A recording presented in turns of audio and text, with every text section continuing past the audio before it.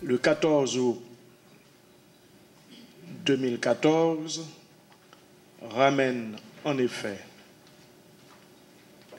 le premier acte, le souvenir du premier acte fondateur de notre communauté, celui de la cérémonie du bois caïman du 14 août 1791.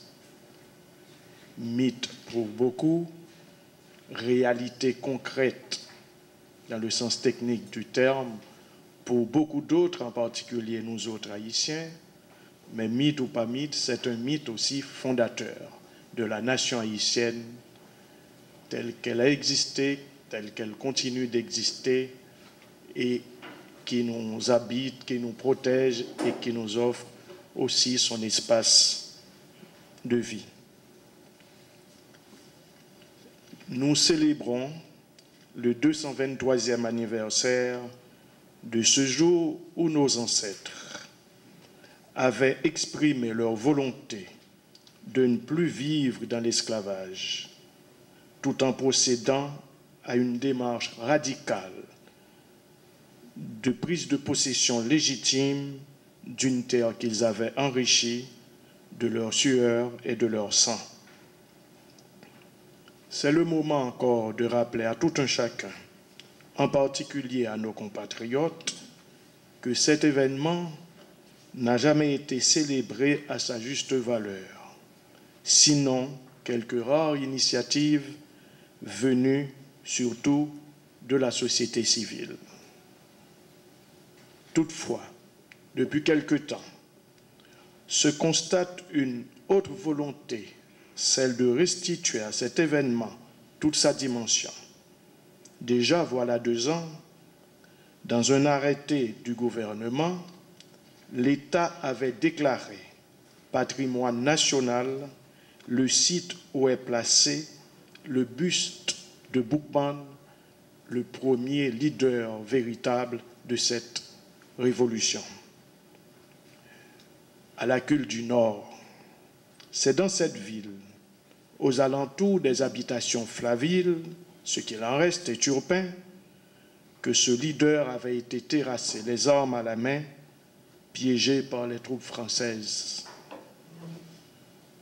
On doit la plupart de ces initiatives autour de ce travail de mémoire afin de, encore une fois, restituer à ces acteurs de l'ombre toute leur importance au cas même dont la plupart des membres se trouvent réunis en cette matinée de célébration.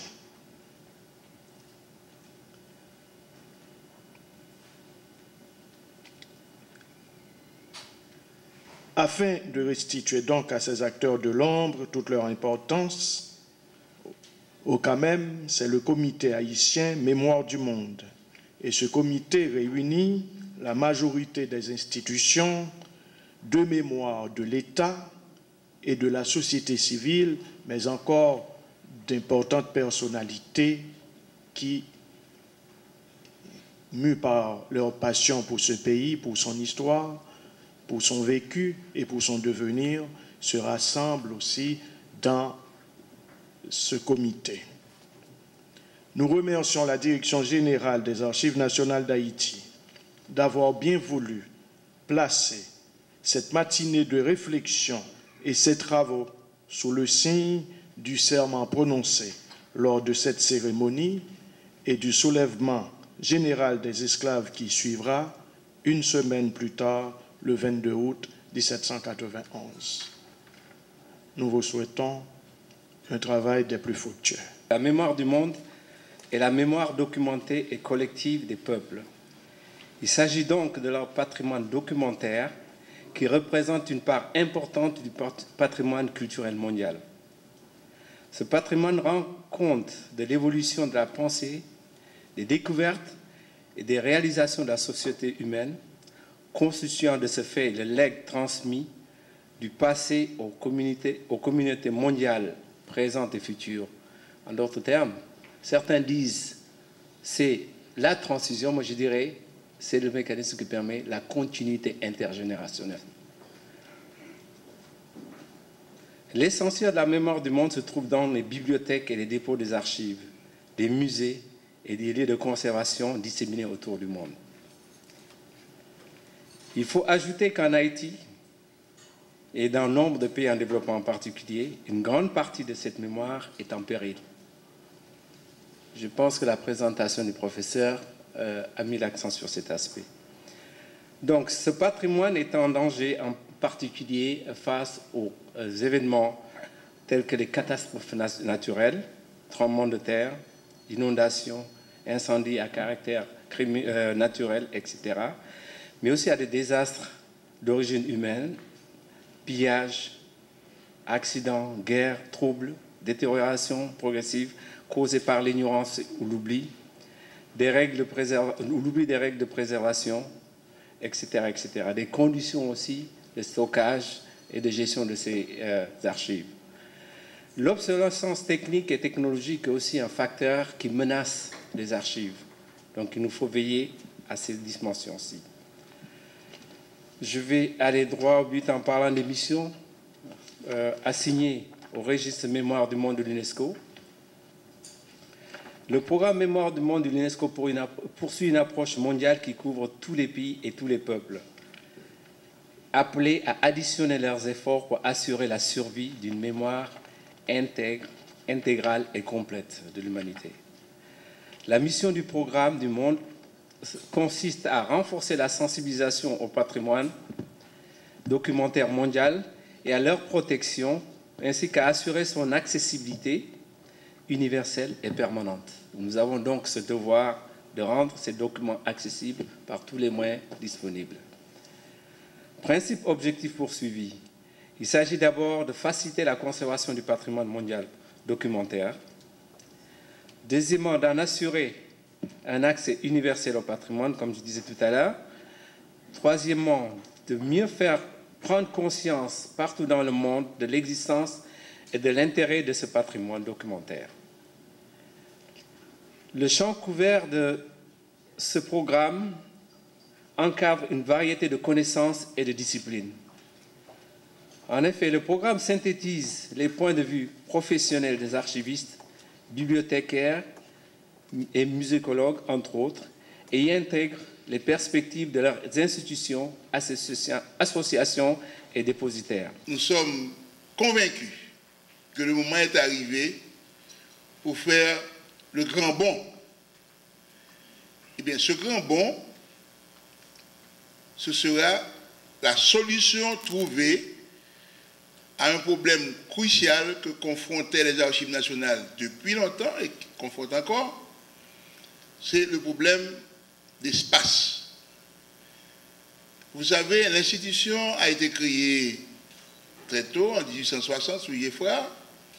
Les intentions étaient bonnes, mais jusqu'en 2014, on n'a fait que changer de local et des locaux non appropriés. Toujours, c'est des locaux non appropriés. Et aujourd'hui encore, on se retrouve coincé, surtout, et d'autant plus que c'est beaucoup plus grave, après les dégâts causés par le séisme du 12 janvier 2010. La situation est la suivante. Pour le moment, les archives sont sur 3 sites. Il y a le site principal qui est à Poste-Marchand, où se trouvent entreposées les archives historiques du pays et tout le fonds d'état civil, du moins le fonds d'état civil historique qui va de 1793 jusqu'à 1949. Ces fonds sont conservés dans l'ancien bâtiment du Poste-Marchand. Nous avons été obligés d'aller ailleurs, à Delmar 75, dans deux buildings, 2 bâtiments, où nous avons transféré les archives, les registres d'état civil de 1950 à nos jours. Et le site du bicentenaire, qui est le 3e site, qui a été réaménagé bientôt pour servir de service à la clientèle. La situation est la suivante. Sur les 3 sites, il y a un manque crucial d'espace. Nous pensons que nous avons c'est un bon prétexte, le 14 août 2014, et c'est un bon prétexte que je profite de l'action du CAMEM en faveur du risque mondial mémoire du monde, parce qu'il s'agit de la mémoire d'Haïti, fait partie de la mémoire du monde. Donc le moment est bienvenu pour que nous essayions de trouver, je dirais, une solution, enfin une solution à ce fameux problème de local exigu, de local inapproprié, et qui fait que presque tout ce que nous sommes en train d'entreprendre actuellement pour améliorer un petit peu la qualité du service en pâtit. L'accès aux documents historiques reste et demeure énigmatique, et sporadique. Les documents traités, on ne peut pas les entreposer. Si on fait la restauration de documents, si on numérise les documents, si on les traite, il faut qu'on les garde dans un espace approprié, respectant les normes, degré d'hygrométrie, température. Or, justement, on ne peut pas le faire. Les documents, même traités, se trouvent encore menacés. Donc, nous sommes à un carrefour où il faut définitivement faire le grand bond. Le grand bond, c'est vers l'adoption, la construction de bâtiments appropriés, comme ça se fait dans tous les autres pays. Dans tous les pays du monde qui se respectent, eh bien, les archives, c'est la mémoire du pays, c'est des documents irremplaçables, c'est des documents stratégiques, on ne peut pas les garder, les conserver n'importe comment, n'importe où. Un peuple qui persiste à oublier sa mémoire, je crois que c'est un peuple perdu.